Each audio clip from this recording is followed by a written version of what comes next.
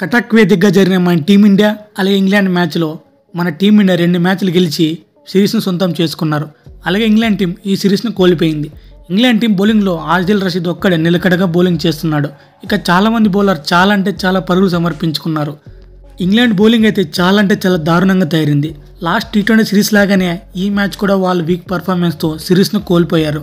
ఈ మ్యాచ్ ముగిసిన తర్వాత పోస్ట్ మ్యాచ్ ప్రజెంటేషన్లో ఇంగ్లాండ్ కెప్టెన్ జాస్ బట్లర్ ఈ విధంగా మాట్లాడాడు.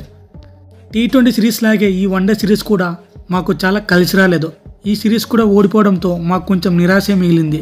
ఎనీవే, కంగ్రాట్స్ టు టీమిండియా, అలాగే congrats to Rohit Sharma.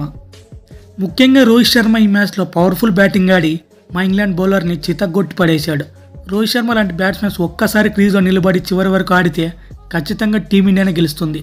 Rohit Sharma wicket తీసి ఉంటే మాకు కొంచెం మ్యాచ్ గెలిచే అవకాశం ఉండేది. బట్ అలా జరగలేదు. ఈ మ్యాచ్లో రోహిత్ శర్మ మా బౌలర్ని ఎవరిని వదిలిపెట్టకుండా సిక్సర్ల వర్షం కురిపించాడు. అలాగే బౌలింగ్లో చూసుకున్న జడేజా బాగా వేశాడు. లాస్ట్ మ్యాచ్ లాగా ఈ మ్యాచ్లో కూడా జడేజా 3 కీలకమైన వికెట్లు తీసుకున్నాడు. ఈ మ్యాచ్ ఓడిపోయినప్పటికీ మా ఇంగ్లాండ్ బ్యాట్స్మెన్ నుంచి మంచి బ్యాటింగ్ పర్ఫార్మెన్స్ అయితే చూసాం. డకెట్, జాయ్ రూట్ వాళ్ళ నుంచి మంచి ఆఫ్ సెంచరీని చూసాం. అలాగే హ్యారీ బ్రూక్ కూడా మంచి పార్ట్నర్షిప్ అందించాడు.